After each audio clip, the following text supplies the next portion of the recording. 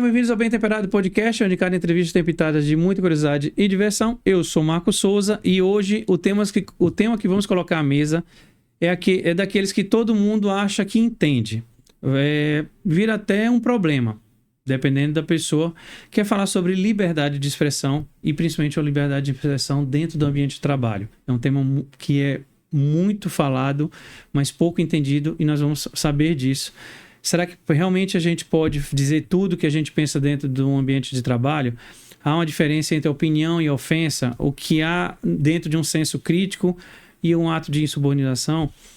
E mais, quem regula esse discurso? Ele incomoda? Ele não incomoda? O RH, a justiça? Todos esses ambientes que vão tratar para que isso saia de uma forma melhor. O que você fala não ofenda o outro, mas comunique e fique claro.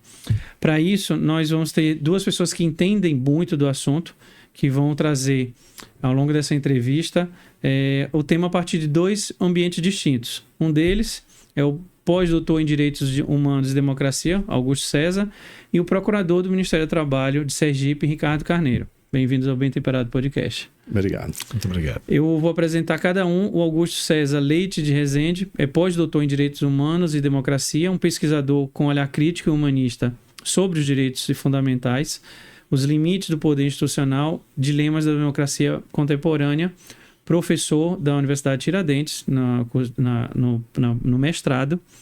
Do outro lado, o segundo convidado, Ricardo José das Mercês Carneiro, procurador do Ministério Público do Trabalho de Sergipe.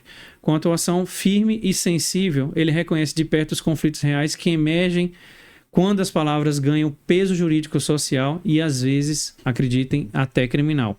Então, a gente vai poder explorar bem isso no discursos que libertam, mas também falas que podem ferir.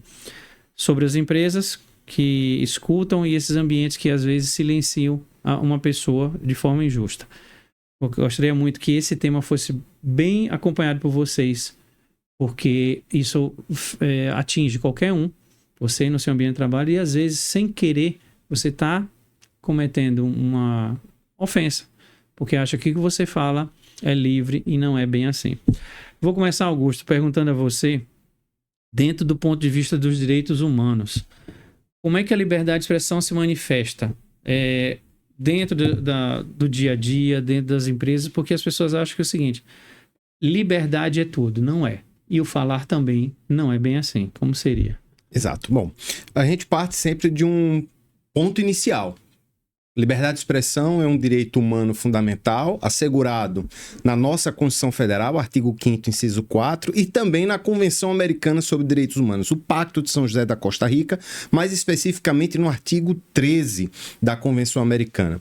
A liberdade de expressão, ela é considerada um direito que a gente chama um direito guarda-chuva, um direito fundamental completo, como um todo, do qual direito, decorrem pretensões jurídicas, fundamentais específicas. Ou seja, a liberdade de expressão significa algumas coisas. A primeira de todas, de foro interno. A liberdade de expressão pressupõe, antes, a formação do pensamento. A gente só expressa o nosso pensamento. Então, antes de falar, expressar, exteriorizar, a gente tem que formar o pensamento. Esse é o passo 1.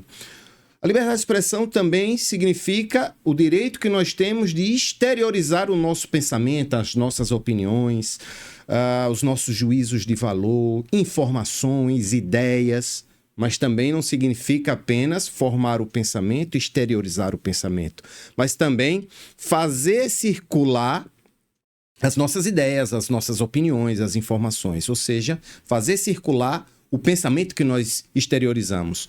E, por último, a liberdade de expressão também pressupõe o direito que a gente tem de ouvir os outros, de escutar os outros, ou seja, de acessar a informação. Por quê? Porque a liberdade de expressão, me permita, ela tem uma relação íntima, direta com a democracia. A democracia que, em linhas gerais, a gente pode definir como a participação do povo na vida política do Estado, isso em linhas gerais, essa participação pressupõe, antes de tudo, diálogo, conversação. E esse diálogo ocorre em espaços dialógicos que a gente chama parlamento, redes sociais, podcasts, enfim. E se é diálogo, eu preciso não só falar, mas, acima de tudo, ouvir. Então, em linhas gerais, a liberdade de expressão, enquanto direito humano fundamental assegurado na nossa Constituição e nos tratados internacionais de direitos humanos, dentre os quais a Convenção Americana, significa isso: formar o pensamento, exteriorizar o pensamento, fazer circular o nosso pensamento e acessar as ideias e as opiniões dos demais. Doutor Ricardo, na atuação prática, o Ministério Público do Trabalho que fiscaliza, não que ela regula, porque já existem as leis, mas ele faz que a lei seja cumprida e fiscaliza isso. Esses limites da liberdade de expressão são mais comuns hoje, para que ao ponto que o Ministério do Trabalho fique observando o que acontece?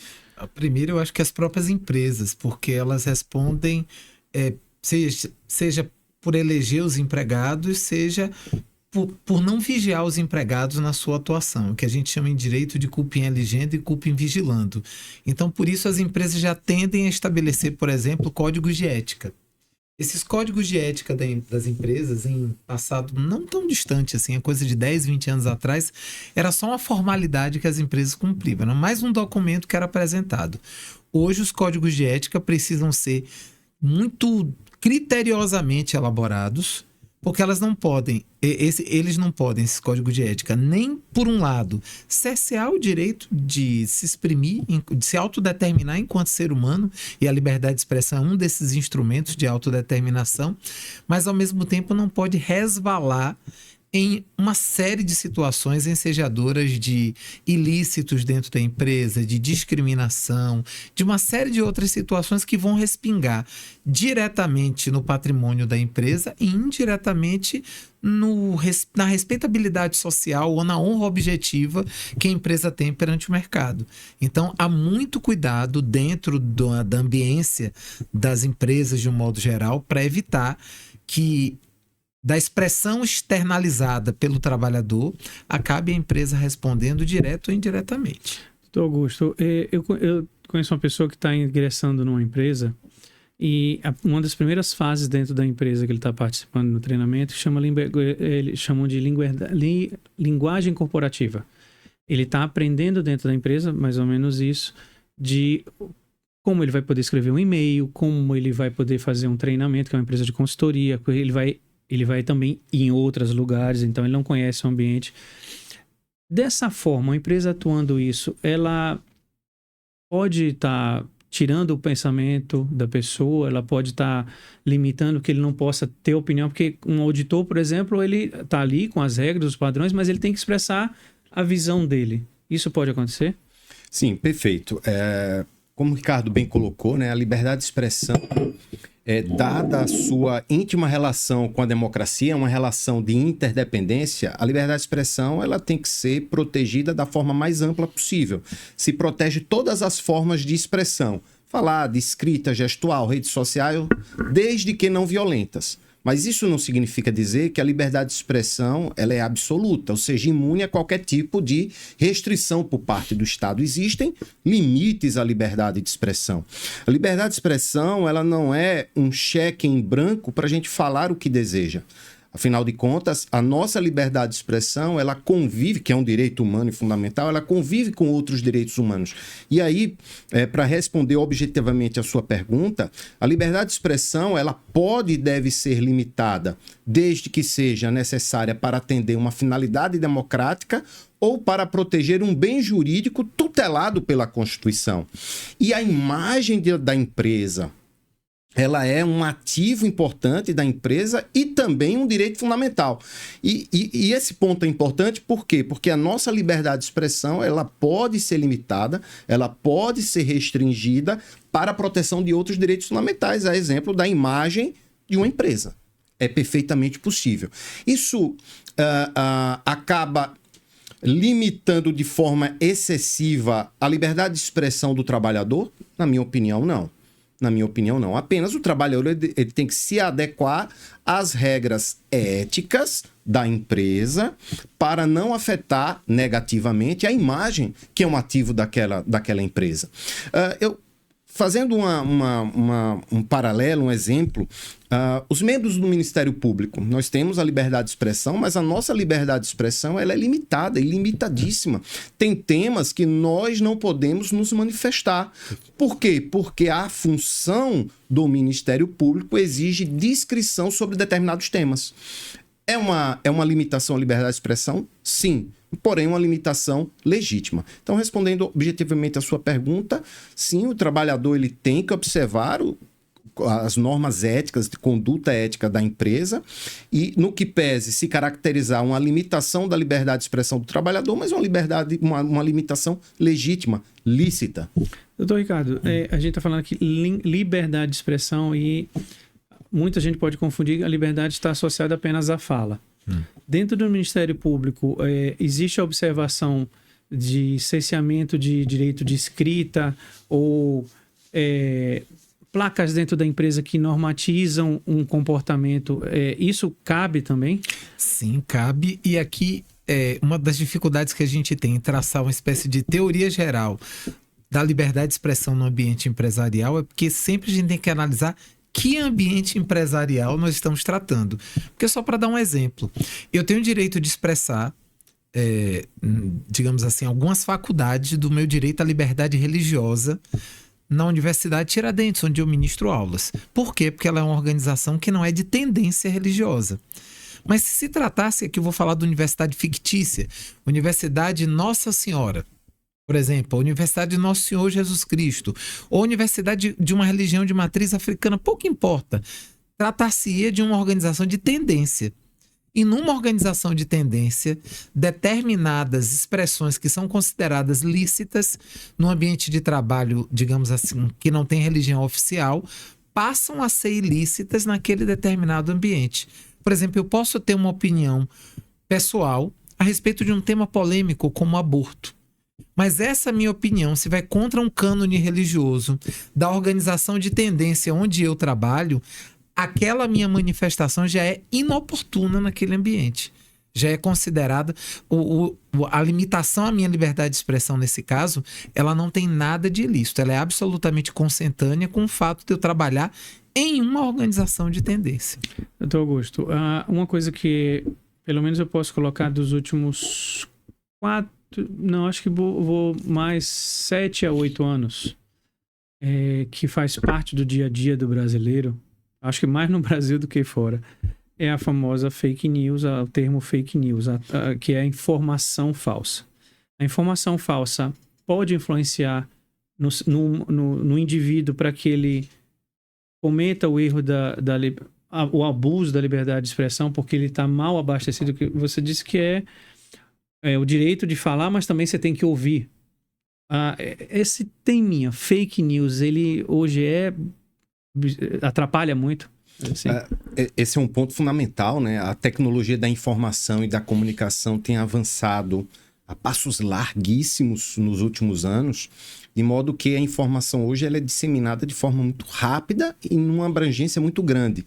A comunicação antigamente era de um para muitos, né? Você tinha as principais rádios, televisões falando para um público muito grande. E hoje nós temos, não digo o inverso, mas muitos falando para muitos. E aí entra a questão da fake news ou da desinformação. A liberdade de expressão, eu digo há uns 15, 20 anos atrás, quando a gente parava para refletir, estudar, pensar a liberdade de expressão, a gente sempre se deparava com questionamento. Nós temos o dever de falar sempre a verdade? E a resposta há 15, 20, 25 anos atrás era não. A liberdade de expressão protege a mentira. Eu dou o exemplo aqui do interrogatório do réu. Ele pode mentir, até como exercício do direito à não autoincriminação, mas também com a relação intrínseca, direta com a liberdade de expressão. No entanto, como eu disse, com o avançar da tecnologia da informação e da comunicação, esse tema voltou à tona, né? Se a liberdade de expressão nos impõe um dever de verdade. E esse ponto é importante, por quê? Porque a liberdade de expressão, olha o nome iuris desse direito, o nome do direito, liberdade de expressão. Eu sou livre para expressar, exteriorizar as minhas ideias, opiniões, informações, juízos de valor. Então, pressupõe, como eu disse no início da nossa conversa, do nosso bate-papo, a liberdade de expressão pressupõe, antes de tudo, a formação do pensamento. E a formação do pensamento, ela só se dá a partir do choque de ideias, a partir de um diálogo e não de um monólogo. Então, quando a pessoa ela é abastecida com informações falsas, isso impacta negativamente a formação do juízo de valor da pessoa. Então, a partir do momento, e aqui eu vou dar um exemplo que foi verdadeiro. Um líder político estrangeiro, não do Brasil, numa determinada entrevista, ele disse que beber desinfectante matava o vírus da Covid. E foi o período em que, nesse país, mais se atendeu pessoas intoxicadas. Por quê? Porque as pessoas, diante daquela informação sabidamente falsa, uma fake news, ela se apropria daquela ideia e tomou uma decisão. Não foi uma decisão de expressão, mas foi uma decisão relacionada que afetou a sua vida, a sua saúde, impactou a sua vida e a sua saúde, e acabou bebendo a desinfectante. Então, a partir do momento que nós somos abastecidos com as fake news, isso afeta necessariamente a formação do nosso pensamento e, consequentemente, a liberdade de expressão. Como eu disse, a liberdade de expressão pressupõe, antes de tudo, a capacidade de formação autônoma do pensamento. E essa autonomia ela é impactada, dentre outros fatores, pelas fake news. E aqui eu queria aproveitar a oportunidade de fazer uma distinção que eu acho importante. Uma coisa é fake news. Fake news, traduzindo para o português, seria uma informação falsa, uma mentira, que a gente pode reproduzir culposamente, por não checar um fato, ou por acreditar naquela informação, mas o pior de tudo para a liberdade de expressão não é nem tanto a chamada fake news, que é essa mentira isolada, mas a desinformação. A desinformação ela é dolosamente, ou seja, intencionalmente construída para desinformar, ou seja, para afetar a formação do pensamento da pessoa, de tomadas de decisões de consumo, decisões políticas, decisões relacionadas à sua vida profissional dentro da empresa e também para afetar a formação do nosso pensamento. Então, quando nós somos abastecidos de desinformação, de fake news, isso necessariamente vai afetar negativamente as nossas vidas, não só a liberdade de expressão. Antes de voltar ao Ministério Público, aproveitando essa parte sua, doutor Augusto, eu queria... Será que isso vem também... Essa desinformação acaba formando um indivíduo intolerante? Eu vou botar... A gente está falando aqui de informação o tempo todo errada. Uhum. Vou fazer uma simbologia, assim, uma coisa bem fictícia. Uma criança crescer num ambiente familiar que são todos palmeirenses, que falam que o Corinthians não presta. Ele vai se tornar um indivíduo que tem uma informação errada. E aí isso pode impactar. Vamos agora entrar um pouco da parte da psicologia. Afeta na formação de um indivíduo, até dentro da sociedade, porque a liberdade de expressão dele foi moldada através de informações erradas. Então ele se expressa errado. Tem isso a ver? Sim, total. A liberdade de expressão ela não pode ser vista de forma dissociada da educação. Por quê? Porque, como eu disse, né, a liberdade de expressão pressupõe a formação do pensamento.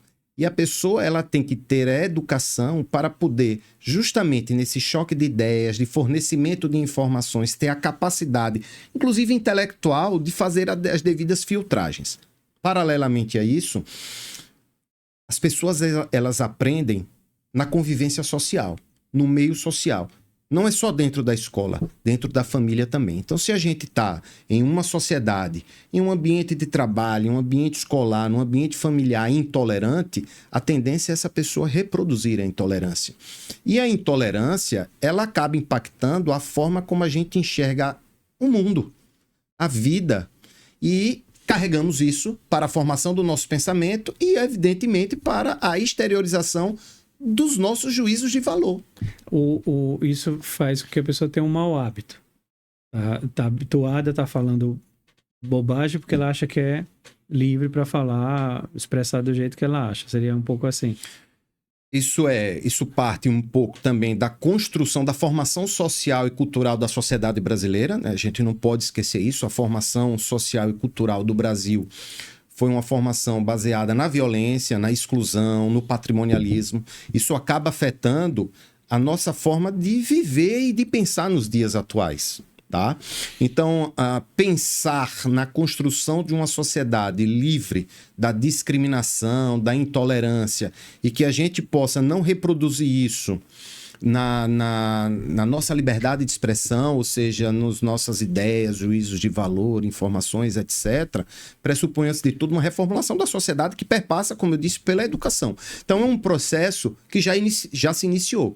A sociedade brasileira, ela se mostra hoje menos tolerante, por exemplo, com racismo, homofobia, homotransfobia, aporofobia. Então, esse processo de transformação da nossa sociedade para melhor começou, mas é um processo lento, gradual. São gerações. São gerações. Doutor Ricardo, o que é mais comum dentro do Ministério Público? Quando o Ministério Público vai observar uma denúncia numa empresa, quais são os hábitos mais comuns? A minha pergunta é porque aqui a gente já vai querer começar a mostrar para quem está assistindo que, poxa, eu tenho esse comportamento que eu achava que podia e no ambiente de trabalho não cabe. O que é mais comum aí? Olha, eu acho que dentro do ambiente de trabalho o mais comum, eu estava quase já pegando o gancho do que Augusto estava dizendo, é a desinformação, que acaba no ambiente de trabalho se traduzindo muitas vezes numa conduta que usualmente nós hoje intitulamos de assédio moral.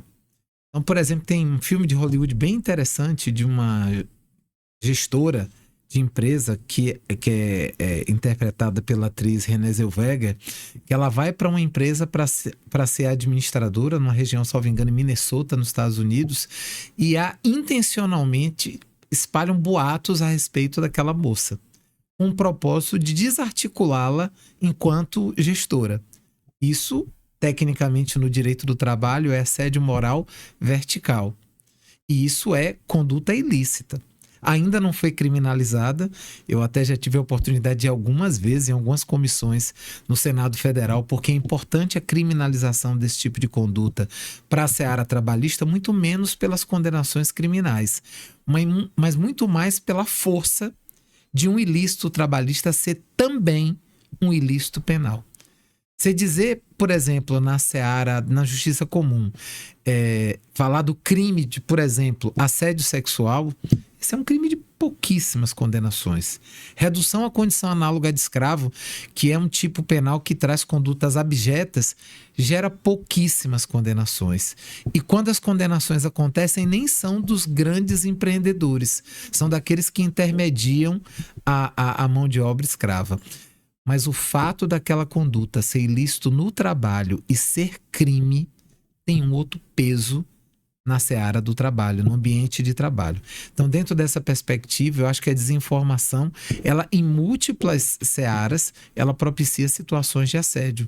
Assédio horizontal, por exemplo, eu começo a disseminar propositalmente uma desinformação a respeito do meu colega de trabalho com a finalidade de desacreditá-lo naquele ambiente.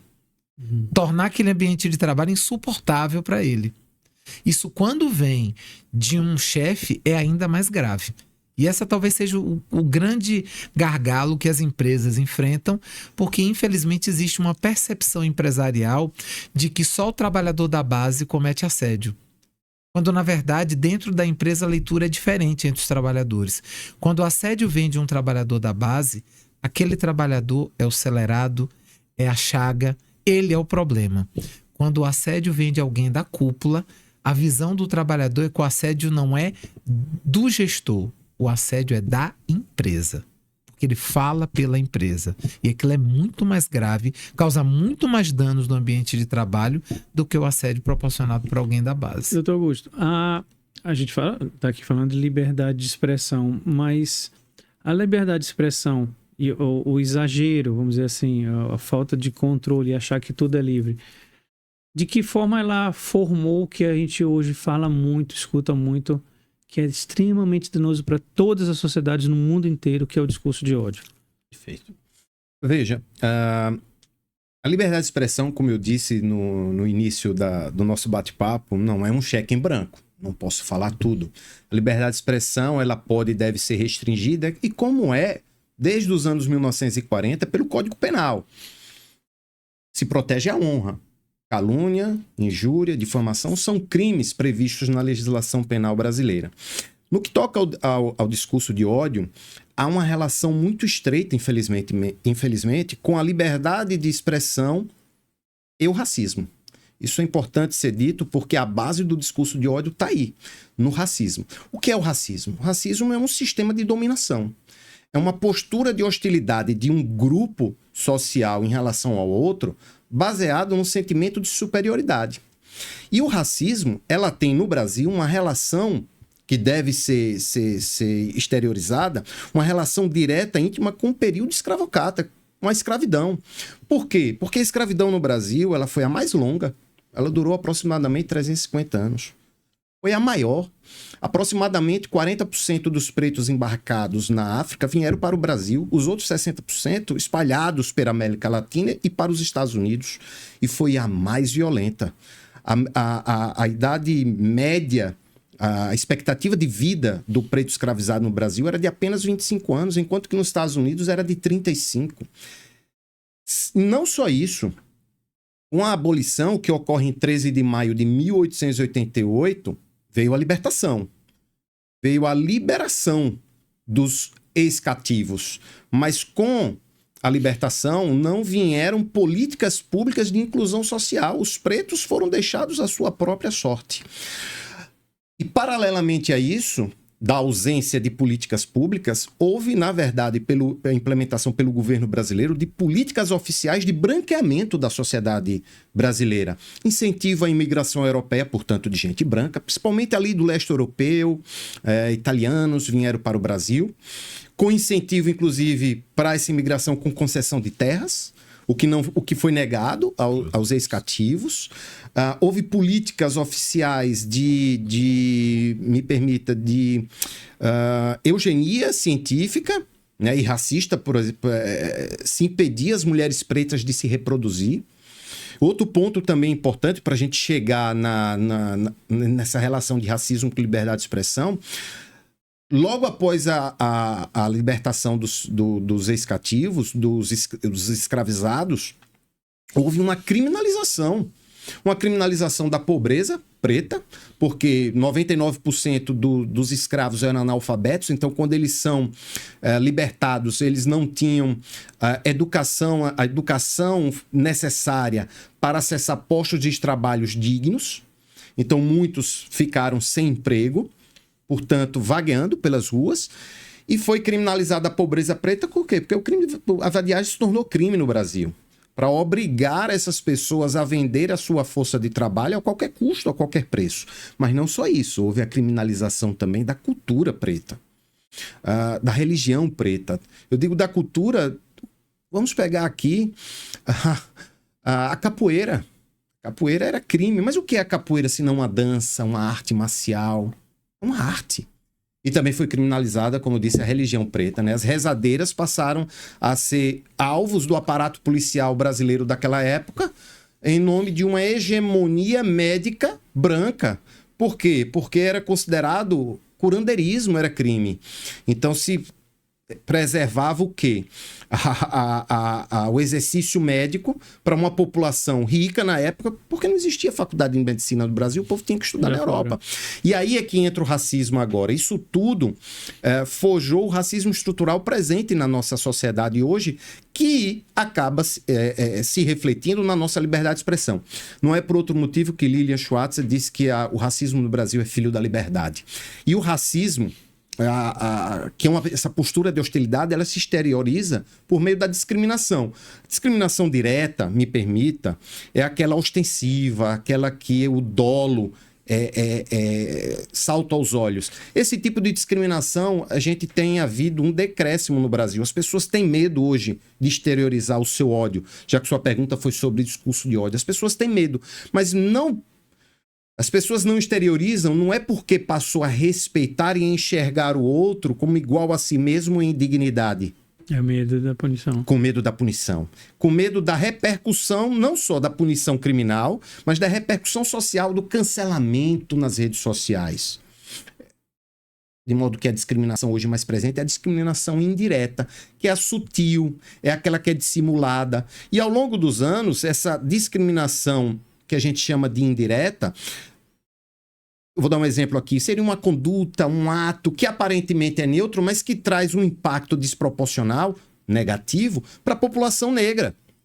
E essas formas de discriminação ganharam várias formas ao longo do tempo. Uma delas é o que a gente chama de racismo recreativo, ou seja, o uso do humor para perpetuar estereótipos raciais derrogatórios na nossa sociedade. E são esses estereótipos que impedem a população negra de ocupar postos de prestígio político, social, econômico e asseguram o quê? A manutenção dos privilégios da branquitude. Então, a liberdade de expressão, quando a gente pensa em liberdade de expressão, a gente tem que entender que a liberdade de expressão não permite mais a formulação de brincadeiras, piadas com cunho racista. Por quê? Porque isso é uma forma de manifestação da violência. O racismo recreativo, que é exercido por meio da liberdade de expressão, aqui no caso eu falo de liberdade de expressão, mas na sua vertente, vamos dizer assim, abusiva, se trata de um abuso da liberdade de expressão, o racismo recreativo ele traz danos. Danos psicológicos não só ao alvo específico, mas danos sociais ao grupo ao que o alvo pertence. Então a liberdade de expressão ela não permite, como eu disse, o humor racista. Não que o humor não seja importante, é para a nossa sociedade. O humor é importantíssimo na interação dos seres humanos na sociedade. Inclusive, do ponto de vista político, né? A gente pode usar o humor para criticar os nossos agentes públicos. Sem ofender. Sem ofender, claro. Há limites, como eu disse, à liberdade de expressão. Mas o humor ele é um instrumento importantíssimo. Mas ele não pode se transformar em arma para ofender, humilhar, subalternizar a população negra. E isso dentro, Ricardo, claro, tem uma maior bagagem para falar sobre isso, mas inclusive isso se reflete dentro do ambiente de trabalho, né? O trabalhador hoje ele tem que ter o cuidado com as brincadeiras que fazem no ambiente de trabalho. Era isso que eu lhe perguntava, doutor Ricardo. Onde é mais comum acontecer dentro da empresa? A empresa A, que ela tem da diretoria até a portaria, é mais comum a gente ver o abuso da liberdade de expressão que causa o dano ao indivíduo e principalmente o membro ali da empresa, o empregado, pode ser o diretor ou o porteiro.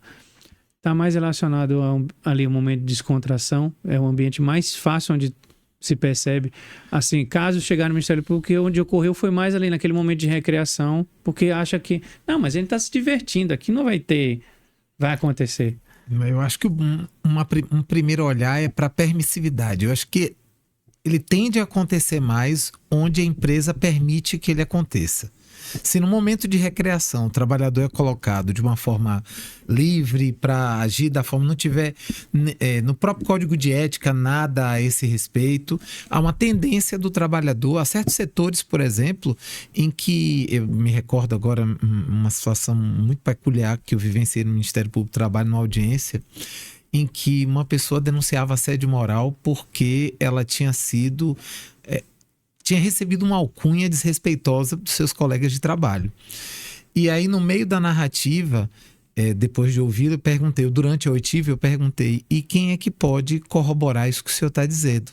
E aí ele apresentou 3 outros apelidos depreciativos que ele mesmo atribuiu aos colegas de trabalho dele, que pretensamente iriam ratificar aquilo que ele estava dizendo. Ou seja, naquele ambiente de trabalho, essa postura de utilização jocosa, depreciativa, utilizando, por exemplo, expressões corporais da pessoa, características corporais para depreciar, alguns pelo tipo de cabelo, outros pelo tom da pele, outros por alguma característica particular. Naquele ambiente era tolerado. Então não existe como se fosse uma espécie de padrão. Onde a empresa se faz ausente, Onde a empresa demonstra permissividade, Aí- é onde essa conduta vai acontecer. Eu vou citar um caso horrível, péssimo, que me lembra da minha infância. Eu sou torcedor do Sport Clube Vitória. Sou baiano, torcedor do Vitória.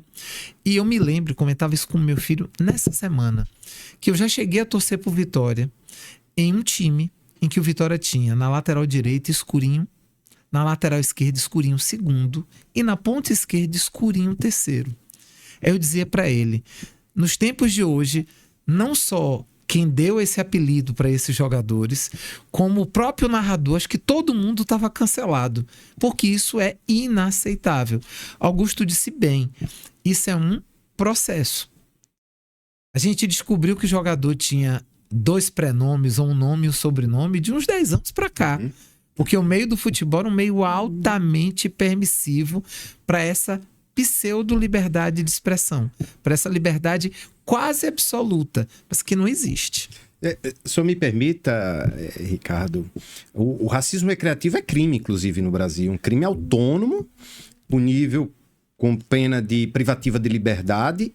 E digo mais, não só é crime, mas como também gera o dever de reparar os danos civis, os danos morais, materiais, eventualmente decorrentes do racismo recreativo. Inclusive, eu que sou membro do Ministério Público do Estado de Sergipe também, nós criamos recentemente, editamos uma orientação de serviço assinada pelo Procurador-Geral de Justiça, Corregedor-Geral do Ministério Público e Coordenador-Geral do Ministério Público do Estado de Sergipe, uma orientação de serviço para os membros do MP, que nos casos de crimes envolvendo discriminação racial no ambiente de trabalho, sejam extraídas cópias daquele procedimento e encaminhado ao Ministério Público do Trabalho. Por quê? Porque possa ser que aquilo não seja um fato isolado dentro da corporação. Então, esse é um ponto importante da atuação dos ministérios públicos no combate ao abuso da liberdade de expressão, aqui no caso, fazendo recorte da discriminação racial. Por incrível que pareça, eu tinha uma pergunta que falava de futebol, mas eu vou deixar um pouquinho para frente porque me surgiu uma questão, doutor Ricardo. A que ponto uma ordem, vamos chamar de ordem, assim, mas no contexto, uma pessoa de supervisão passa a ordem a um funcionário, em que momento ela deixa de ser uma comunicação de liberdade e passa a ser uma discriminação, uma ofensa, um assédio moral? Qual é a linha? Em que momento essa linha se rompe? Mais uma vez, eu vou começar falando sobre o ambiente de trabalho. Vou dar alguns exemplos. No futebol, por exemplo, o uso de palavras desrespeitosas, a lesão à honra da pessoa, em certos ambientes de trabalho é intolerável. Por exemplo, num ambiente acadêmico, eu não posso ofender um aluno, seguramente serei dispensado por justa causa. Mas no meio do futebol, não raro, os jogadores entre si se chamam por nomes absolutamente desrespeitosos, mas ainda assim existe um código de ética, tanto que, por exemplo, o racismo não é hoje mais tolerado no ambiente do futebol. Mas um jogador no último, eu lembro, me recordo de algumas situações, o último momento do jogo, o goleiro atravessa o campo todinho para receber um cruzamento, e o jogador olha pro gol e fala, agora eu vou me consagrar e vou bater direto pro gol, e chuta a bola direto, ou seja, o goleiro atravessou o campo para nada, o goleiro defende sem dificuldade e acaba o jogo. Esse goleiro que atravessou o campo, ele não vai dizer, meu querido colega, fiquei bastante aborrecido com a sua falta de sensibilidade em, ao invés de cruzar a bola, direcioná-la diretamente para o gol de muito longe, com pouca chance de êxito. Ele certamente vai desferir impropérios terríveis e que no ambiente de trabalho do futebol vão ser considerados como conduta lícita. Mas aí é onde eu vou fazer a pergunta que eu preparei para essa entrevista. Aí entra sua interpretação, doutor Augusto, e a sua, doutor Ricardo, pelo Ministério Público. Qual é o nome dele? O técnico do Vasco, Fernando Diniz. Sim. Ali ele é um funcionário da instituição Vasco da Gama, Clube de Regatas Vasco da Gama. Ele é o chefe dos jogadores. Ele está ali no ambiente de trabalho, ele xinga horrores. A um lado existe a liberdade de expressão e do outro lado existe o abuso do cargo para ofender, porque ali tem microfones, tem câmera, a pessoa no mundo inteiro está assistindo o jogo e tem até dele mesmo, casos que ele xingou um jogador e teve um outro jogo, ele foi tentar pedir desculpa para ele, porque foi famosa essa humilhação. Aí, onde entraria? Eu preciso me comunicar, eu preciso ser duro, forte, para que a gente consiga alcançar o êxito, mas também, por outro lado, ali é uma relação de trabalho. Como é que ficaria esse caso? Eu montei foi esse do futebol, que eu tinha esse na cabeça. Porque é um exemplo claro de cara xinga doidado na beira do campo. Tudo quanto é nome de jogador, a gente fica, tá no calor, queda do jogo, mas é uma ofensa. A pessoa está sendo ofendida em público, na câmera, na televisão. Se Augusto me permitir, essa situação, o jogador era Tietê, o jogador que na época era do São Paulo. Isso, e que São hoje, Paulo. por uma coincidência, é atleta do próprio Fernando Diniz no Vasco da Gama. É possível, no ambiente do futebol, ou melhor, ainda é tolerado o uso de palavras impróprias. O problema é que até nesse ambiente existe um código de ética, que no caso do futebol é um código de ética implícito. Então, no caso específico do Fernando Diniz, nesse episódio do São Paulo, ele foi além desse código de ética. Porque ele simplesmente, ao invés de externar a insatisfação dele, uma jogada, digamos assim, a juízo dele, insatisfatória do atleta, ele simplesmente ofendeu o atleta durante todo um momento do jogo, desconcentrando completamente aquele atleta, e isso não é considerado, no ambiente do futebol, mais liberdade de expressão. Isso aconteceu também com o Mano Menezes com o Yuri Alberto. Com o Yuri, a mesma situação. O que aconteceu? Ali ele já estava liberando as frustrações dele, ali ele estava indo muito além, ele estava expondo o jogador. Há necessidade no ambiente de trabalho de apreciar caso a caso. Tanto a situação de Mano Menezes em face do Yuri Alberto, como a situação do Fernando Diniz em relação ao Tietê, no ambiente do futebol, naquele ambiente de trabalho, se eles movessem ação, muito provavelmente seriam ganhadores. Porque houve um abuso, eles extrapolaram até do uso de palavras desrespeitosas, porque não raro o treinador se vale de forma desrespeitosa ao atleta e o atleta devolve de forma desrespeitosa, mas existem até os palavrões, se me permite dizer essa palavra, que são aceitos no ambiente do futebol. Tem outro que eu lembrei, o Bernardinho é ótimo para isso. Bernardinho é ótimo. Mas também. aí, doutor Augusto, no caso aí ele está numa posição de superior ao outro, é um comandante com um comandado.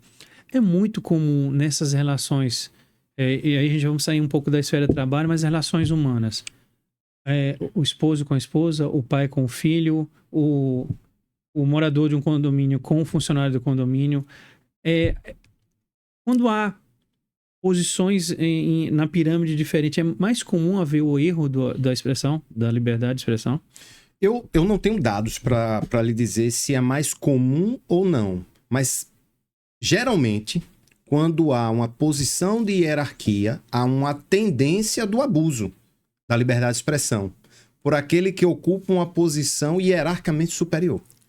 E aí perpassa por diversos fatores, desde fatores culturais, né? O Roberto da Mata fala, sabe com quem você está falando? E esse sabe com quem você está falando é a porta para tudo, inclusive para o abuso da liberdade de expressão. Tá? O que deve se dizer aqui, quando a gente fala em abuso da liberdade de expressão, a gente pega os 3 principais crimes, que são os crimes contra a honra, envolvendo abuso da liberdade de expressão. São ações que no direito a gente chama ações penais privadas. Isso vai depender muito do ofendido. Cabe ao ofendido e não ao Estado, no caso o Ministério Público, definir se promove ou não ação penal, mas sim ao ofendido. Então, se ele entende que houve um abuso da liberdade de expressão, que aquilo trouxe para ele um sofrimento e ele entende pertinente processar criminalmente, ok, vai se processar, demonstrada a intenção da ofensa, e aí pouco importa ânimos exaltados ou não, provou a intenção de ofender, vai gerar a condenação. A mesma coisa no âmbito civil. Sem as amarras do direito penal. No âmbito civil, até mais fácil você gerar uma condenação de reparação de danos do que na ação, do que na esfera criminal. Mas isso tudo vai depender sempre da pessoa ofendida, diferentemente do abuso da liberdade de expressão envolvendo discurso de ódio, racismo recreativo, que aí a gente chama de uma ação penal pública incondicionada. Cabe ao Ministério Público, é dever do Ministério Público promover a ação penal. Por quê? Porque a impunidade, ela catalisa, ela fomenta a violação de direitos humanos. ela fomenta o abuso da liberdade de expressão, ela fomenta a violência. E isso quem diz é a psicologia. E aqui eu não estou fazendo uma ode ao punitivismo, longe disso, mas apenas para mostrar que falar em direitos humanos é falar também na punição, de você punir condutas que geram graves violações de direitos humanos, como, por exemplo, o abuso da liberdade de expressão envolvendo práticas racistas, homofóbicas, aporofóbicas. E por que isso? Quem diz é a psicologia. As pessoas, elas aprendem observando umas às outras. É a teoria da cognição social lá da psicologia, aprendizagem vicária. Por que a gente aprende observando umas às outras? Porque a gente tem uma tendência de imitar condutas que geram efeitos positivos e evitar condutas que geram punições. Imitamos o que dá prêmio e evitamos o que gera punição. Exemplo claro, o Código de Trânsito. Código de Defesa do Consumidor não. O Código de Trânsito é de 1997. Não havia um hábito no Brasil de se usar cinto de segurança.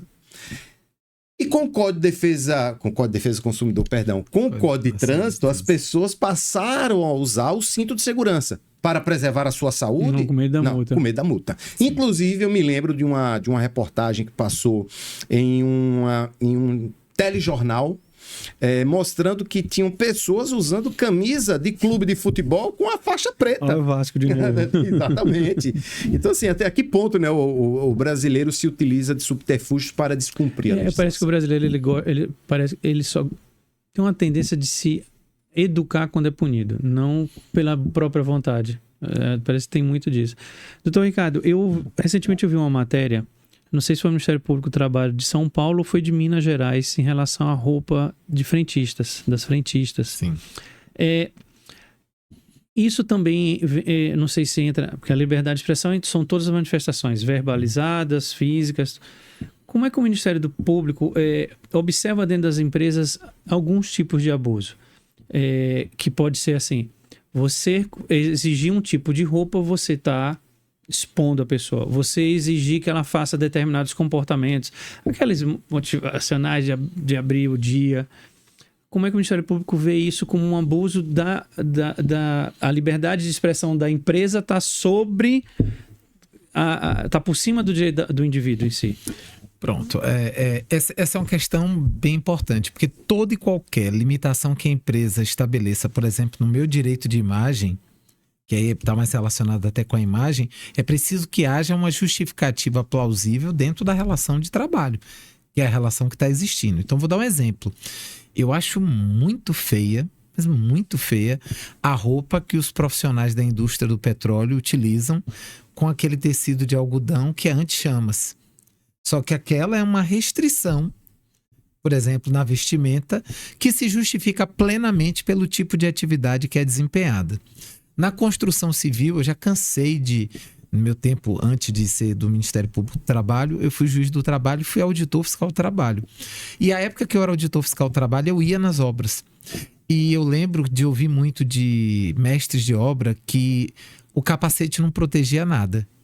Eu tô aqui, doutor, eu tô vivo. Eu digo, o senhor tá vivo porque nenhuma pedra nunca caiu na sua cabeça do 20º andar. Porque se caísse, o senhor não estaria para me dizer o contrário. O senhor estaria morto. Então, essa é uma restrição. O uso do capacete no calor. Muita gente diz, isso aqui é insuportável. Insuportável talvez seja a perda para sua família decorrente do seu falecimento. Então, a necessidade de analisar toda a restrição, ela precisa ser justificada por um móvel laboral, por uma razão de ser dentro do trabalho. Não está justificado, por exemplo, o uso, muito respeitosamente, no nosso calor tremendo nos supermercados, você pega um caixa de supermercado usando a roupa do Papai Noel. Roupa vermelha, de um pano geralmente de qualidade baixa, que dá coceira na pessoa, com aquele algodão terrível que aumenta a sensação de calor, e nos supermercados, nos mercados de bairro, nem ar-condicionados há. Então a pessoa ali vai sofrer no trabalho, aquilo é uma gratuita violação. E um pouco na linha do que tinha sido questionado anteriormente para Augusto, quanto maior a discrepância entre quem dá a ordem e quem cumpre a ordem, entre quem emite sua expressão, externa sua expressão eventualmente ofensiva, eu entendo que tende a ser mais gravosa essa conduta. Porque, em geral, não há a permissividade para o retorno.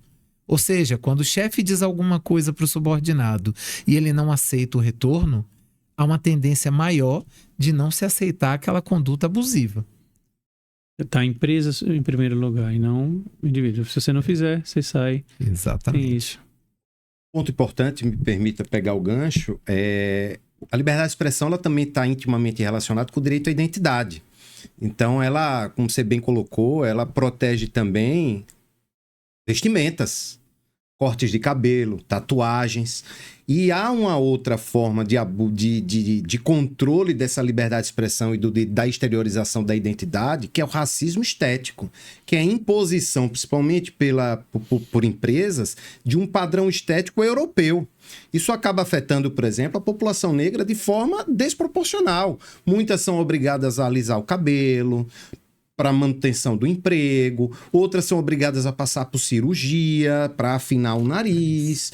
Por quê? Porque a empresa impõe uma forma, uma conduta de vestimenta e de se portar diferente da identidade da pessoa. Isso é o que a gente chama de racismo estético e acaba sendo uma limitação ilegítima e ilícita da liberdade de expressão da pessoa. Doutor, isso que você está falando, eu queria reforçar, então, que, novamente, podem confundir que liberdade de expressão está relacionada especificamente à fala, mas você se expressar como você é uma liberdade. Sem sombra de dúvida. A tatuagem é um exemplo claro disso. É uma forma de expressão da pessoa. Ela sempre teve com o ser humano. Eu queria entrar num ponto que é muito importante. E alguns assuntos, alguns convidados aqui dentro da sua área, eu passei por esse assunto, mas nesse está dentro, mas de uma forma diferente. Hoje, rede social, ela é extremamente necessária.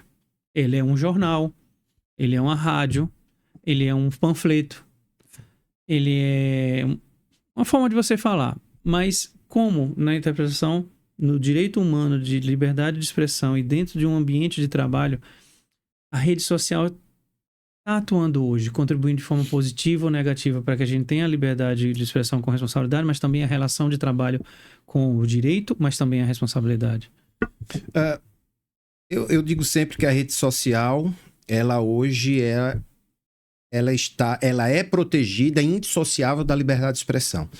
As redes sociais, elas vieram para se apresentar como mais um espaço de diálogo entre as pessoas. É essencial para a nossa democracia. Mas as pessoas, elas precisam aprender a utilizar as redes sociais. Internet, vou usar aqui um linguajar coloquial, internet não é terra de ninguém, não é terra sem lei. Então as pessoas, no exercício da sua liberdade de expressão nas redes sociais, o que é protegido pela Constituição, pelos tratados internacionais de direitos humanos, mais especificamente a Convenção Americana, ela precisa ser, a liberdade de expressão ela precisa ser exercida com responsabilidade. Como eu disse, não é um espaço livre da legislação brasileira. Então, quando eu digo exercer com responsabilidade, é exercer a liberdade de expressão sem ofender, sem macular, sem violar os direitos humanos e fundamentais dos outros. Enfim, e em relação, eu posso falar, não em relação às empresas, acho que Ricardo ele tem uma bagagem maior, uma autoridade maior para falar sobre o tema, mas aí eu falo da liberdade de expressão, o uso das redes sociais por membros do Ministério Público.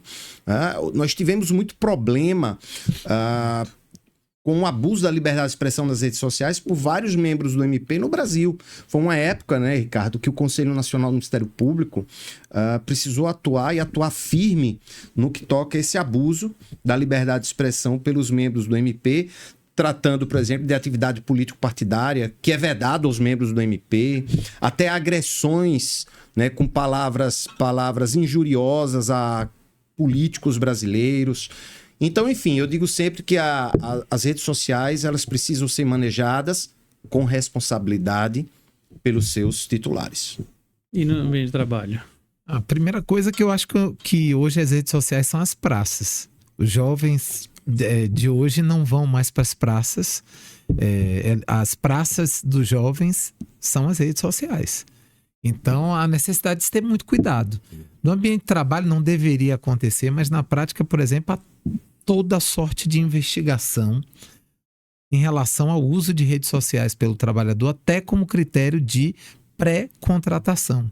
Então, antes de contratar, embora nenhuma empresa declare isso expressamente, mas no mundo real, nós sabemos que existe e que, na prática, muitas empresas vão além das suas possibilidades, que, como Augusto bem disse, a discriminação direta, o tempo bom. Eu vivenciei esse tempo. Era aquele tempo em que alguém pegava, falava uma aberração e eu simplesmente dizia, não tenho mais nada que investigar, eu tenho aqui dito ou documentado a sua ilicitude. Hoje não é assim, são condutas neutrais por trás das quais se busca escamotear o verdadeiro objetivo. Então, por exemplo, se pede a rede social da pessoa e se dá uma justificativa qualquer, mas a finalidade da maior parte das empresas é investigar o conteúdo das redes sociais. Então, o trabalhador, na hora de se expressar numa rede social, ele precisa saber que se a muitas pessoas têm rede social aberta e rede social fechada.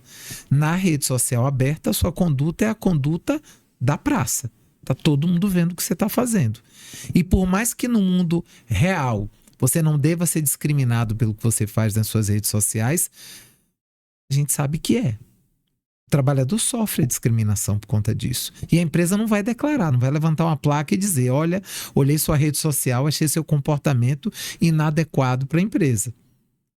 E o trabalhador não raro não vai nem saber que houve aquela investigação. Então é preciso tomar muito cuidado com o que se diz em rede social, com a postura que você adota em relação à empresa. Tem trabalhadores, por exemplo, que vão com fardas de empresa falar determinadas coisas em rede social. Então, a liberdade daquela pessoa na sua rede de externar, por exemplo, vamos imaginar que é um açougueiro de um açougue. Uma pessoa em relação à qual você não vai exigir muitos cuidados quanto o posicionamento político. Mas se ele externa aquele posicionamento político com a farda do açougue, já não é um posicionamento político só dele. Acaba refletindo para a Ele empresa. acaba refletindo na empresa. E mesmo que aquele seja o posicionamento da administração da empresa, quem disse que a empresa quer revelar? Porque aí a gente vai esbarrar um pouquinho na ideia de intimidade, que é zona de retiro e segredo. Retiro e segredo do quê? Daquilo que eu não quero revelar. Até como estratégia de atuação. O meu eu social não quer revelar determinadas coisas. Para quê? Para que eu não ganhe rótulos. Eu posso até pensar, mas enquanto está só no meu pensamento, é um domínio meu. Entendi. Doutor Augusto, ainda mantendo dentro da rede social, não falo em relação à regulação, mas como ela se tornou tão popular, tão acessível, ela de alguma forma pode ter contribuído, no meu entendimento, na minha visão, a diminuir a qualidade da forma de se expressar, porque tá tudo aberto, você fala do jeito que quer, faz a fake news, não cria o diálogo, porque muitas vezes a pessoa posta do seu jeito, aí vem um comentário embaixo, cria o conflito. A rede social pode ter estragado um pouco isso? Não, eu sou um entusiasta das redes sociais, é como o Ricardo colocou, as redes sociais são a praça, né, dos novos tempos, da atualidade. Na verdade, a regulação ela veio em boa hora, precisávamos de uma legislação que trouxesse balizas legais à atuação nas redes sociais e das plataformas, que as plataformas são agentes importantíssimos no controle do que circula dentro das redes sociais, mas isso gera um paradoxo, mas isso gera também um risco para a liberdade de expressão. Por quê? Porque essas plataformas elas ficam com receio de serem responsabilizadas pelo abuso da liberdade de expressão dos seus usuários. E ela tem uma tendência de controlar essa circulação. Isso pode gerar censura. Então, ela pode, por exemplo, bloquear uma rede social alegando fake news ou uso do discurso de ódio, quando no fundo não é nada disso. Então, assim, é um dilema. É um dilema da atualidade que a gente ainda vai aprender a como lidar com isso. Eu só queria pegar um gancho, porque eu tenho uma teoria da conspiração em relação a esse seu questionamento. A minha visão nesse aspecto é um pouco diferente, mas é muito conspiratória, eu tenho que confessar. Tem dois ativos que eu considero que são os ativos mais valiosos no tempo atual. O primeiro é a informação, o segundo é o tempo. Então o tempo não volta, a gente está atrás de tempo e o tempo tá corrido e a vida tá acabando. E a informação, porque quanto mais informação eu tenho, mais eu consigo extrair a partir da informação que eu já tinha. Então, ter informação é um ativo intangível. Hoje, por exemplo, tudo que você compra, alguém quer alguma informação sua para lhe mandar um próximo produto que lhe atenda, porque assim você vai acabar comprando e você vai imaginar como é que ele está imaginando, como é que ele sabe que eu penso naquilo. Porque ele está o tempo inteiro buscando, o algoritmo está buscando informação. E a minha teoria conspiratória, que é a rede social, mas é uma teoria conspiratória, então não tem nenhuma base científica o que eu estou dizendo, mas a minha teoria conspiratória é que a informação era um reduto de poucos. Os intelectuais, através dos livros raros, dos grandes centros de informação, é que tinham acesso à boa informação, a informação mais depurada. Veio a rede social e a gente ficou com a percepção de que, poxa, agora todo mundo pode ter acesso à informação. E a leitura que eu faço é que essa liberdade plena nas redes sociais é para dar uma embaralhada na informação verdadeira. Ou seja, eu jogo um monte de coisa aí, seu trabalho vai ser peneirar, minere isso daí. E não raro, as pessoas fazem um péssimo uso da informação que tem. Eu só escuto uma fonte, a primeira que vem aqui fica. Aqui que a gente está discutindo, por exemplo, eu perguntei numa sala de aula, eu adoro o TED Talks. Uhum. Nenhum aluno meu nunca tinha ouvido falar do TED Talks. É incrível aquilo ali. E aí, por que eles não tinham? Porque no meio de um monte de informação, eles simplesmente se perderam. Então, a minha teoria conspiratória é que, na medida em... A primeira forma era esconder o santo grau da informação. Como eu não posso mais esconder, eu pego e coloco e acho essa agulha no palheiro. Uma notícia que eu posso dar a vocês, principalmente na tua área, Augusto, é que o YouTube está trabalhando, já agora para 2026, vai ser um trabalho previsto ao longo de 5 anos, baseado na legislação americana. Hoje, para você ter a conta no YouTube, você vai ter que ter um documento oficial de registro. Vai ter que ter um CPF, a conta no YouTube. Aqui no Brasil vamos chamar de CPF, só às vezes vai ser outro nome, outro número. Porque o que o YouTube vai fazer? Aqui é a minha plataforma, ok, você vai botar. Não é que ele está tirando o corpo de fora, mas ele vai colocar, vai expor a pessoa.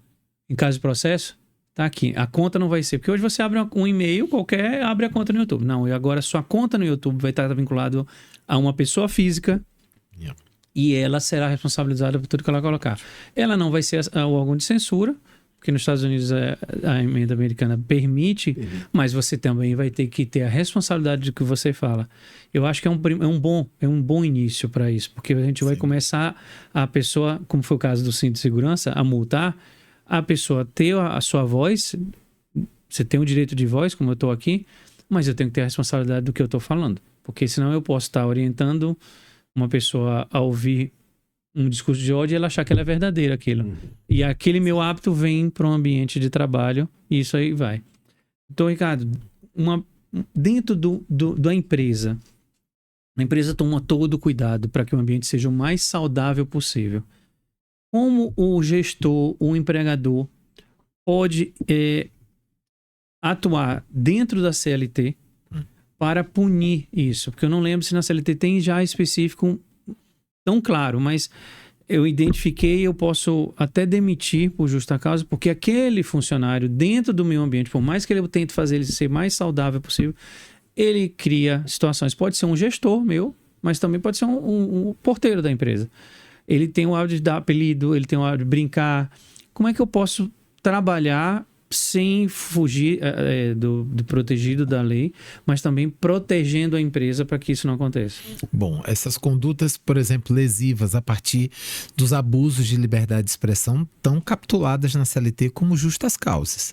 Infelizmente, a gente no ambiente de trabalho, a gente milita ainda ou convive com muito paternalismo das empresas. Se as empresas, eu costumo dizer que um bordão, a justiça, o trabalho, o direito do trabalho é protetivo. Ele nasce para ser protetivo, por conta da hipossuficiência do empregado. Mas o patrão é mais protetor do mal empregado do que a própria CLT. Então, existem capitulados na CLT, desde condutas como a lesão à honra dentro do ambiente de trabalho é justa causa. A insubordinação é justa causa. Eu estabeleço, por exemplo, um código de ética e você não cumpre o código de ética, você está deixando de cumprir uma norma geral que precisa ser observada. Então, tanto em disciplina quanto em subordinação é justa causa. Não sei se eu estou errado, é o 446, 447? Não, é o 477. Só que não... Perdão, 4... Agora eu é que me perdi. 472. Então, 472 da CLT. É não raro o que acontece é que o empregador fala, não vamos fazer isso dessa vez. E o problema é que a aplicação de justa causa na Justiça do Trabalho, ela tem umas regras gerais que elas complicam o atuar da empresa quando a empresa não as observa. Vou dar um exemplo.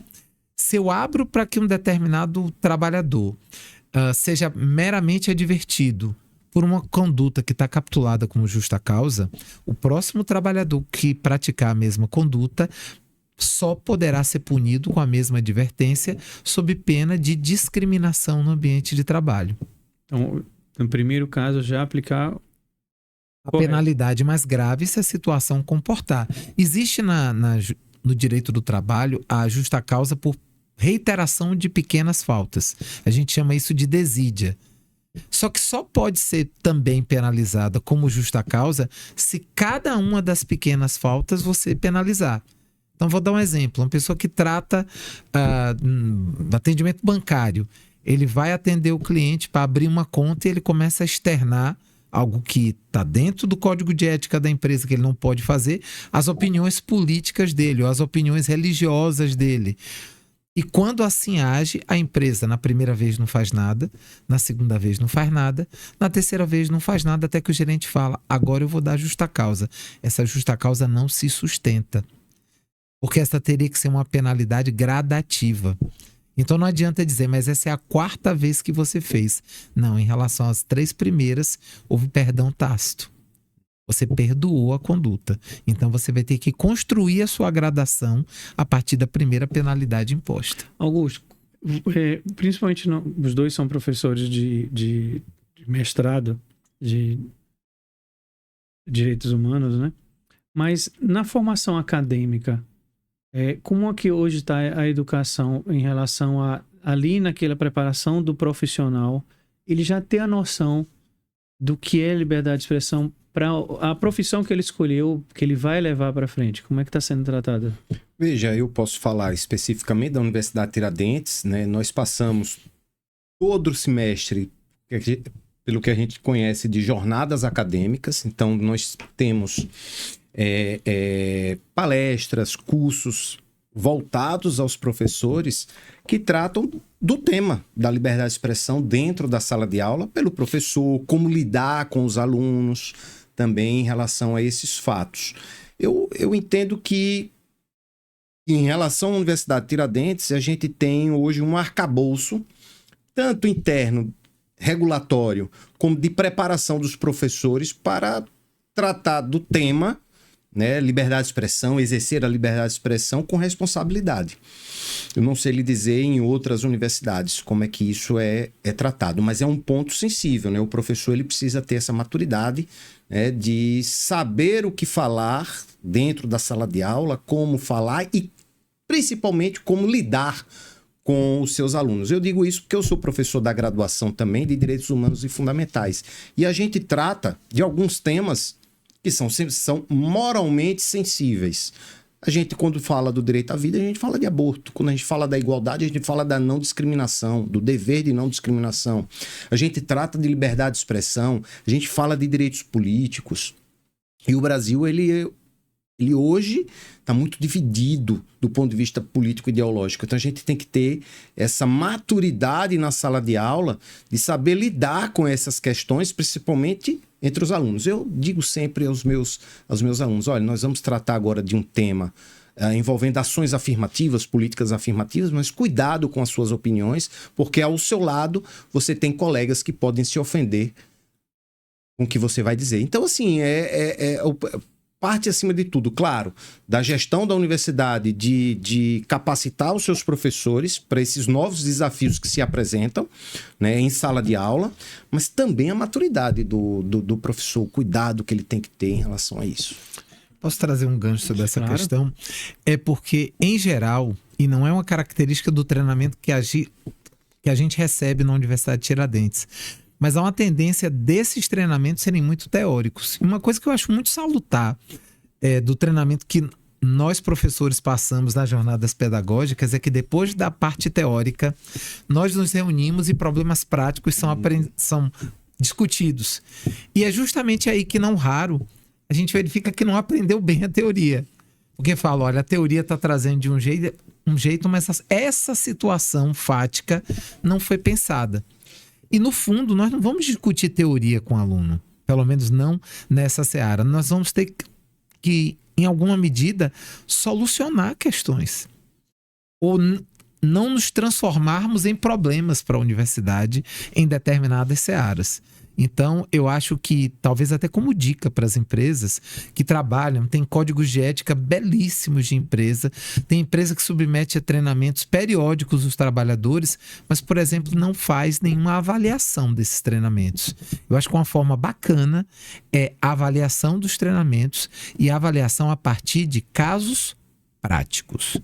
Porque são os casos práticos que permitem, porque o professor Carlos Aires Brito, que foi ministro do Supremo Tribunal Federal, tinha uma frase que ele utilizava muito, que eu adoro, quer dizer, o verdadeiro conhecimento é aquele que você interiorizou.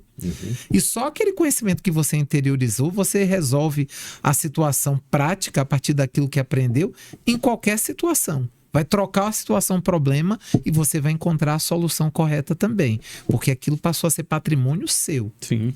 Então, dentro dessa perspectiva, eu acho muito importante a prática nesses treinamentos. Doutor Augusto, a gente fala, eu estou bem no início daqui da entrevista, que a liberdade de expressão é um direito do indivíduo. O senhor acha que uma empresa que tem um código de ética, que ela tem práticas internas do bom relacionamento, que evite isso, ela pode ser um fator contribuinte para que a empresa contribua para a sociedade, porque aquelas pessoas que estão ali dentro estão diariamente trabalhando com ética, com o bom relacionamento. Ela meio que formar o indivíduo de dentro da empresa para o ambiente social.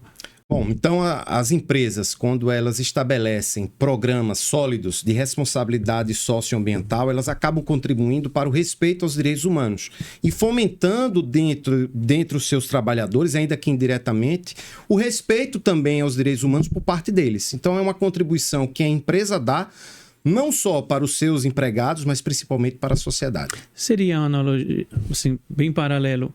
Os hábitos de segurança que as empresas têm, a pessoa se acostuma tanto que ela acaba levando para o dia a dia. As campanhas que tem dentro da empresa sobre como dirigir, aquelas mensagens de fim de ano, cuidado na estrada.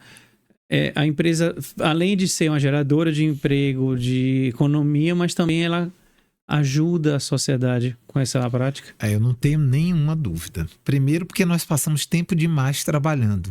Então, porque passamos tempo demais trabalhando, ainda que não seja o propósito da empresa, mas a gente aprende muito dentro da empresa. Aprende e desaprende. Aprende o certo e aprende o errado. Além disso, a adoção desse tipo de postura por parte da empresa funciona muito. E aí eu vou pensar sobre a ótica dos processos como atenuantes. Porque nós lidamos com seres humanos. Já dizia Nietzsche, o ser humano é inesgotável para o bem e para o mal. Então, você pode fazer tudo certo dentro da empresa e, eventualmente, pode ser que um trabalhador cometa uma ilicitude que, naquele momento, não foi fiscalizado pela empresa e a empresa sofra algum tipo de penalidade. Mas essa penalidade vai tender a ser muito, muito, muito reduzida, muito atenuada em razão das suas práticas. Não que a empresa seja um pai e mãe, mas no erro ele ser punido para ele entender que cometeu um erro. E ele não vai levar para fora. Tem um ator importante aí nesse processo, que é o consumidor.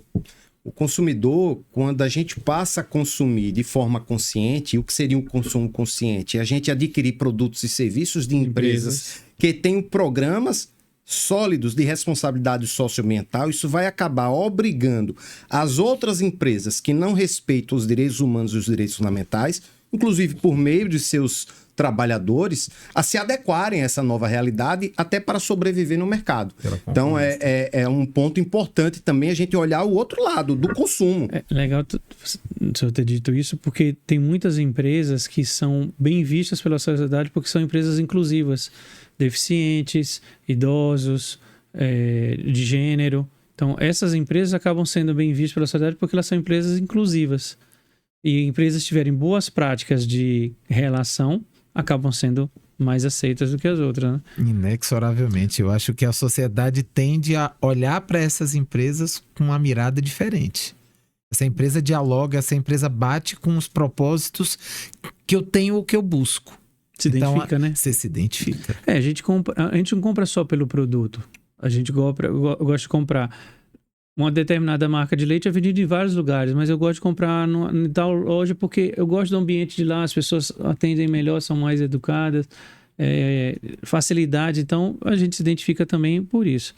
Doutor Ricardo, como o Ministério Público atua, pelo menos assim, em campanhas preventivas nas empresas ou dentro dos seus canais de comunicação, para que elas entendam que a liberdade de expressão, ela existe, mas tem limite e tem regramento jurídico, criminal, que a empresa possa evitar? Olha, de duas formas principais. A primeira é, infelizmente, quando há denúncias, quando há notícias de fato, de forma repressiva, investigativa, e através da investigação, da repressão e eventualmente de ajuizamento de ação, as empresas aprendem. Mas existe uma outra forma que é a atuação dita promocional. Então, o Ministério Público realiza audiências públicas, participa muitas vezes em atividades dentro da empresa. Eu cansei de participar, por exemplo, em semanas de prevenção a acidente de trabalho, e a única coisa que as empresas contratam, quem vai falar geralmente nesses eventos, e eu digo, a única coisa, perguntam, qual o valor? Eu digo, não tem valor nenhum. A única coisa que eu quero é liberdade total para falar o que é o certo. Então, enquanto membro do Ministério Público, eu digo, não me convide como professor, me convide como membro do Ministério Público, e eu vou com a maior alegria. Não tenho limite de tempo, não tenho nada, mas eu quero ter liberdade para dizer o que é o certo. E, de um modo geral, as empresas, eu acho que a noção de compliance, a noção de que é preciso que o lucro que a empresa ofira, e eu acho ótimo que a empresa ofira lucro, por mim, quanto mais lucro a empresa honestamente vem a oferir, melhor, porque ela vai contratar mais gente para aumentar ainda mais o lucro dela. E se ela está aumentando o lucro, ela tem o propósito de gerar mais emprego, gerar mais trabalho, gerar mais riqueza, e aí a roda da economia está girando. Mas é importante que essas empresas percebam, e a maioria tem percebido, que o que há 20 anos atrás quase toda empresa se orgulhava de ter, a gente tem uma conta passivo trabalhista de não sei quanto. Eu dizia, olha, esse dinheiro não é seu. Como é que você já trabalha projetando o que você vai perder? Você tem que tentar projetar o prejuízo zero. Você tem que projetar, porque inexoravelmente, se você frequenta pouco a Justiça do Trabalho como réu, se você frequenta pouco o Ministério Público do Trabalho como investigado, embora investigado não é necessariamente alguém que cometeu nenhum ilícito, mas há uma tendência de ser menos frequente aquele que comete menos ilícitos. Quando você aparece lá, há naturalmente um olhar mais parcimonioso. Isso é humano, não é que vai se colocar a mão na cabeça na empresa que não costumeiramente comete ilícitos. Mas você, no mínimo, parte da premissa de que será que efetivamente esse ilícito aconteceu? A contrário senso, uma empresa que tenha 10 mil processos na Justiça do Trabalho, é muito difícil que o ser humano juiz do trabalho não olhe para aquele processo e diga, nossa, deve ser mais um daquele tipo. Claro, o juiz vai decidir baseado nos elementos que constem nos autos. Eu não estou dizendo que nada disso gera pré-julgamento, mas é do ser humano ter percepção sobre as coisas. Se todo dia que eu saio de casa, na hora que eu boto o pé para fora, começa a chover, depois de 20 dias eu já vou sair com o guarda-chuva aberto. E se não chover, eu vou dizer, bom, na dúvida, vou segurar mais um pouquinho. Eu acho que a empresa precisa priorizar a imagem que ela tem perante a sociedade de um modo geral. Num caso de dúvida, uma empresa que acredita que precisa melhorar a comunicação interna de seus colaboradores, e não só entre os colaboradores, mas dela para os colaboradores, ela pode procurar o Ministério Público para orientação? Pode, mas não como órgão de consulta. Apresentar, por exemplo, eu estou agindo dessa forma, está certo ou está errado? Não. Eu tenho dúvida se o meu agir é um agir correto.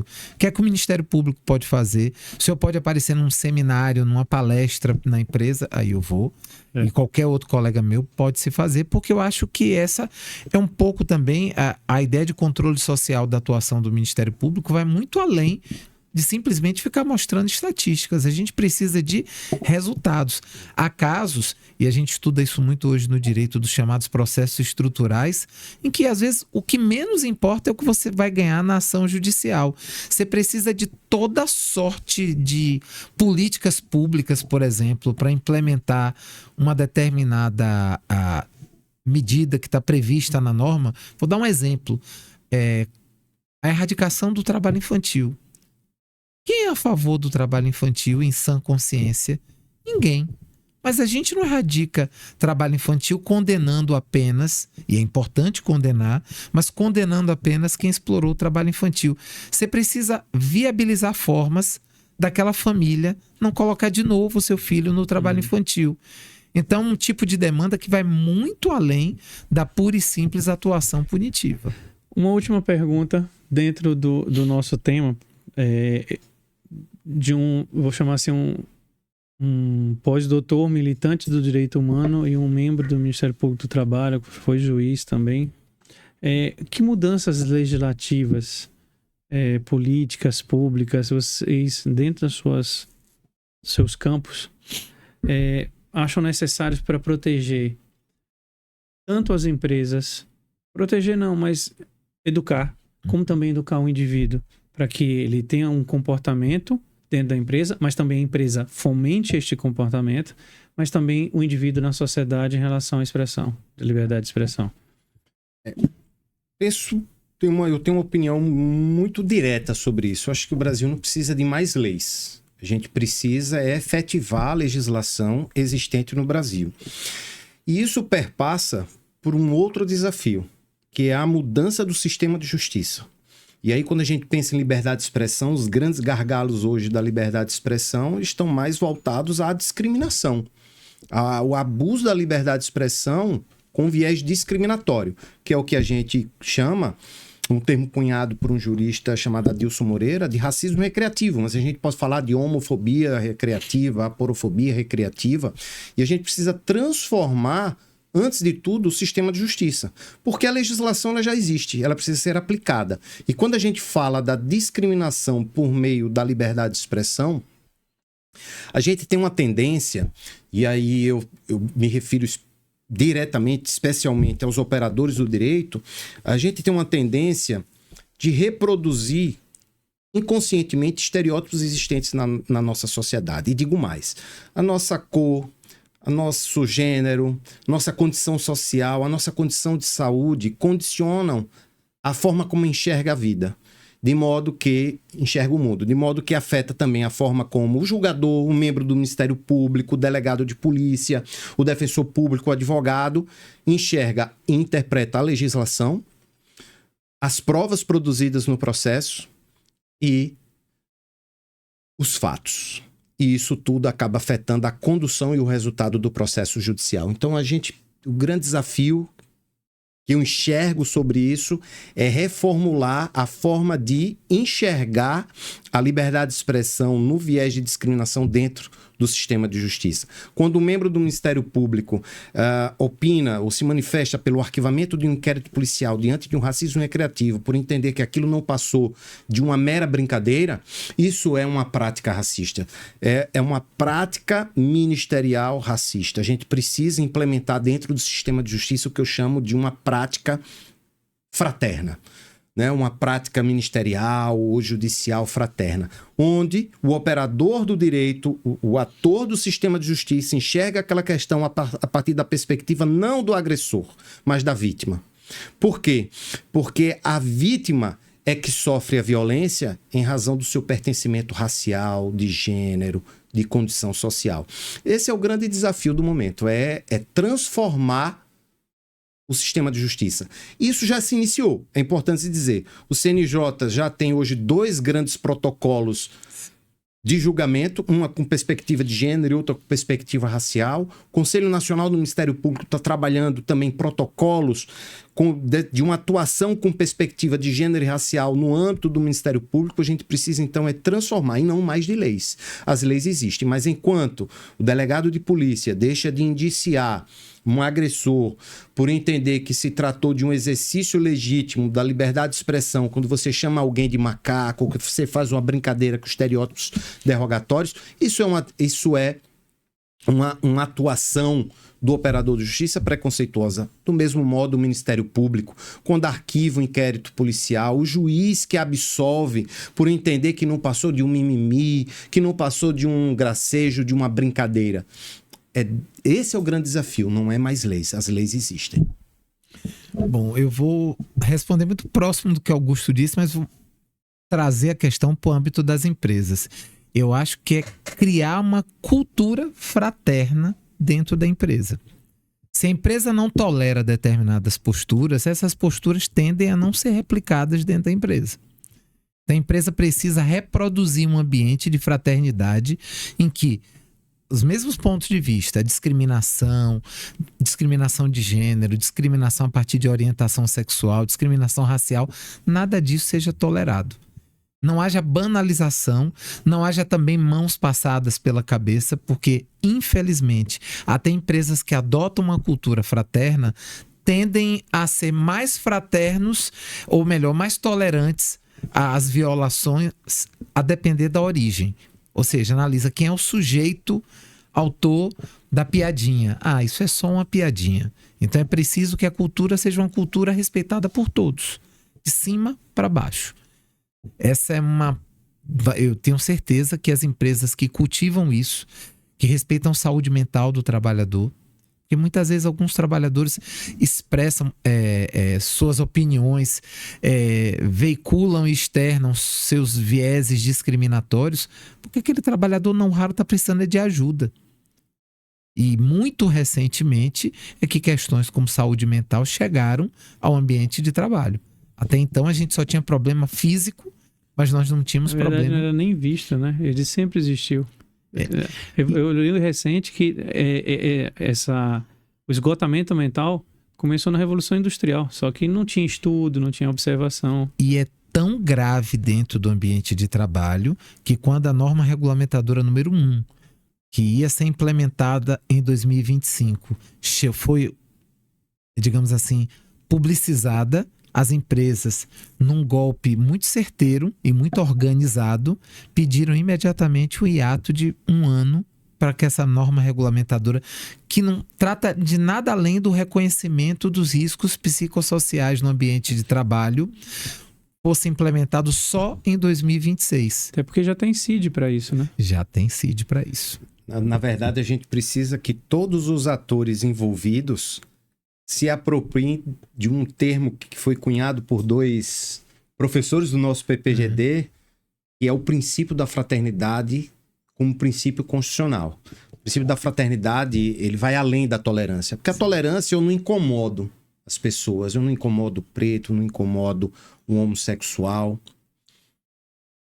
Mas eu não transformo, eu não faço algo para transformar a vida das pessoas. E a fraternidade, ela pressupõe 4 deveres. O primeiro é o reconhecimento, é você reconhecer o outro como igual a si mesmo. Não uma igualdade qualquer, mas uma igualdade em dignidade. Porque todos nós somos diferentes. A começar pela genética, nosso DNA é diferente. Nós temos religiões diferentes, nós temos culturas diferentes, formas de enxergar a vida de modo distinto. Mas uma coisa, nós somos iguais, em igualdade. Então, um é o reconhecimento, o dever de reconhecer o outro igual a mim mesmo em dignidade. E, portanto, somos todos merecedores de igual consideração e respeito profundo. Mas nós temos outras 3. Eu digo mais 2, que é o primeiro, o reconhecimento já foi, o respeito. Eu preciso respeitar a pessoa na sua diferença, naquilo que ele se distingue de mim. E o terceiro, que é o mais importante, é a responsabilidade recíproca. Quando eu falo 4, que o professor Carlos Augusto Machado e a professora Clara Machado falam em responsabilidade e reciprocidade. Eu junto os 2. Responsabilidade recíproca. Eu preciso contribuir de alguma forma para o progresso material e espiritual das pessoas. E isso eu faço dentro, como a todos os sistemas de justiça, no exercício do Ministério Público, enxergando a vítima como igual a mim, portanto, merecedor de igual consideração, respeito profundo como sujeito de direito, e não como um objeto que pode ser ofendido, humilhado em razão do seu pertencimento racial. Essa entrevista de vocês, ela foi ao ar depois de uma entrevista que eu fiz com 2 maçons. E a gente foi muito falado por eles sobre o indivíduo, sobre o ser humano, a igualdade, a fraternidade e a liberdade. É a penúltima entrevista desse ano e casou muito os 2 assuntos, porque eu queria complementar tudo que vocês falaram, que a gente fala aqui. Está falando de ambiente de trabalho, mas de liberdade, mas a gente tem uma coisa em comum nisso tudo: indivíduo. E eu ouvi uma frase esses dias que eu acho que, independente de quem seja, mas foi de inteligente de uma forma de dizer o seguinte: para o Brasil especificamente, a gente hoje não está mais precisando de reforma administrativa, fiscal, tributária. A gente está precisando de reformar o ser humano. O ser humano está precisando passar por uma reforma. E quando ele não passa por uma reforma, ele se torna agressivo, desrespeitoso, intolerante, inconsequente, violento. O ser humano está precisando passar por isso. Porque a gente não precisaria estar falando sobre isso se a gente entendesse do respeito, sim, do espaço do outro, de saber comunicar com o outro, saber ouvir o outro. Porque uma hora eu falo, mas outra hora eu tenho que escutar. Perfeito. E casa bem isso, essas 2 últimas entrevistas desse ano, porque vai ter, para quem está acompanhando, vai ter o especial de Natal. Mas as 2 entrevistas do ano casou muito. O indivíduo, o ser humano precisa passar por uma reforma. Porque ele bem, a gente vai precisar estar atuando uma empresa, porque lá dentro as relações são sadias. Na sociedade, fora, na vizinhança, na rua, a sociedade é sadia, mas o problema passa pelo ser humano. É uma coisa que eu penso muito. Vocês 2 não vão escapar das perguntas obrigatórias dentro do podcast. A gente sempre encerra. E aí eu já tenho uma ideia, porque tem um baiano aqui, e eu pergunto, Augusto, ele é sergipano. Eu sempre pergunto aos meus convidados: vocês têm alguma comida, um prato que vocês não abrem mão por ele, porque ele tem uma identidade sentimental, é uma sensação, é um momento na vida de vocês? Eu tenho. Eu acho que esse meu prato é acarajé. Acarajé é a minha comida favorita. O bom baiano não escapa do acarajé. Não consigo resistir ali do Rio acarajé. Vermelho. Eu conheço. Eu gosto muito de torta de chocolate. Isso me remete à minha infância. Eu comia muita torta de chocolate na casa das minhas 2 avós, tanto a materna como a paterna. A materna, muito famoso na casa de minha avó, a torta de chocolate da casa da minha avó Bel. E na casa da minha avó paterna também, porque ela fazia uma torta de chocolate maravilhosa. Então, eu sempre quando posso, eu como uma boa torta de chocolate. E para bons devoradores, tem algo que vocês não comem por nada nesse mundo? Não me venha que você não come. Essa é mais difícil. Eu tenho. Eu não como, já consumi muito, mas em nenhuma hipótese me ofereça mingau de maisena. Porque eu, quando criança, tomei tanto mingau de maisena, porque eu tinha problemas seríssimos na garganta, tanto que eu não tenho amígdalas. Hoje em dia nem se faz, mas precisa ser uma coisa muito grave para a pessoa retirar as amígdalas. Então eu tomava muito mingau. E sou um adorador do coco. Mas o mingau de maisena não tem coco. Ele tem aquele gosto assim de... A sensação que eu tinha que ele tinha, e nada contra, mas um gosto de doença. O mingau de maisena era aquilo que eu consumia quando eu estava fraco. Então, quando eu me senti melhor porque eu tirei as amígdalas, eu digo, nunca mais mingau de maisena. Meu sogro, Rivaldo Machado, ele disse que Augusto é bom, porque ele come de tudo, desde a sopa de pedra até os pratos mais bem elaborados, escargot, foie gras, etc. Mas tem uma coisa que eu não gosto: mostarda. Nem o cheiro eu suporto. É uma das poucas coisas que eu não gosto. Mostarda. Botou? Já era. Nossa. Não como nada que tenha mostarda. Absolutamente. Eu acho engraçado essa pergunta, porque todos os convidados, se eu fizer um apanhado aqui só dessas perguntas, sai cada coisa de gostar de comer e não gostar de comer. Tem gente que não é apaixonado por feijão. Se botar feijão puro, come. Já eu não como galinha cozida. É de gosto de cada um. Eu tenho 2. Nada contra, viu? Eu não suporto caruru. É o número 1 dos meus não. Já a compensação, eu paro o mundo por um sarapatel. Eu posso estar no restaurante 3 estrelas Michelin e do outro lado tá vendendo sarapatel. Fica aí que eu vou lá pro outro lado. Eu gosto muito de sarapatel também, mas se tivesse uma segunda alimentação, segundo alimento que eu gosto muito, tanto quanto o acarajé, é a cocada. De todo tipo. A cocada de forno. Aí, cocada de forno, branca. Sarapatel é bom. Cocada é bom, mas uma boa buchada também, viu? Esse eu não como. É uma delícia. Buchada é muito bom. Para encerrar, ouvindo dos dois, e para o público que assistiu, muita informação essa entrevista, muito aprendizado, mas também individualmente, pessoalmente, que mensagem vocês poderiam deixar para quem pôde entender a liberdade de expressão e as relações, principalmente dentro da empresa, não só como empregador, mas também o comportamento que você, sendo um empregado, pode tomar. Eu queria que cada um deixasse sua mensagem final. A mensagem que eu quero deixar é que as pessoas, antes de expressar, né, as suas ideias, suas opiniões, se for dirigida a uma pessoa, lembrar que do outro lado, que o seu interlocutor é um ser humano que sente dores.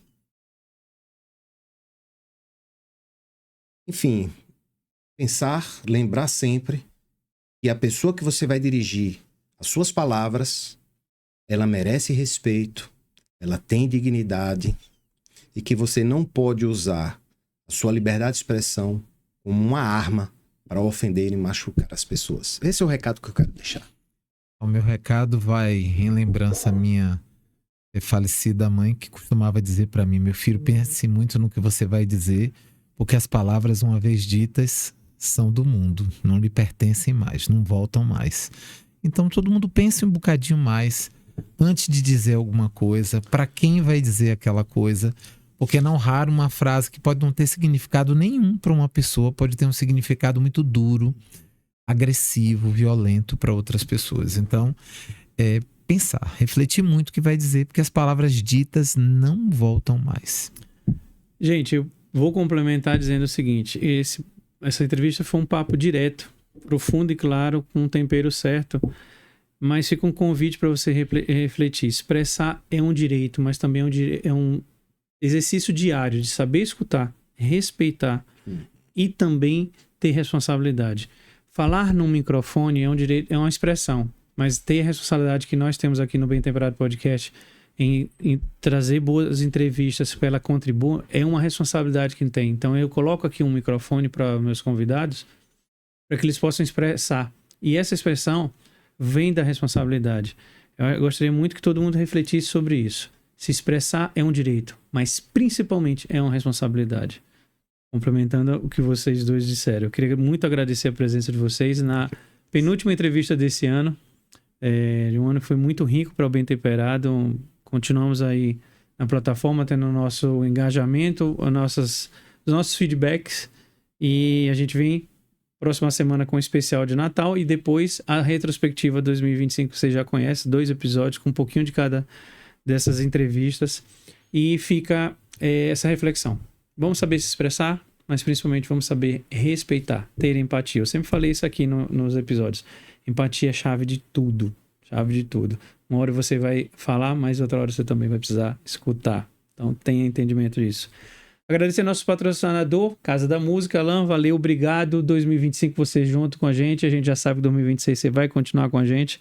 E virão aí novos patrocinadores. Você que assistiu, deixa seu like, comenta essa entrevista, compartilha essa entrevista, porque não falamos só de empresa, de emprego, mas falamos de pessoas. Isso fica um recado para você. A gente se encontra próxima semana para a última entrevista do ano, no especial de Natal. E como eu sempre encerro, a gente se encontra num bate-papo bem temperado. Valeu, pessoal. Obrigado. Tchau, tchau.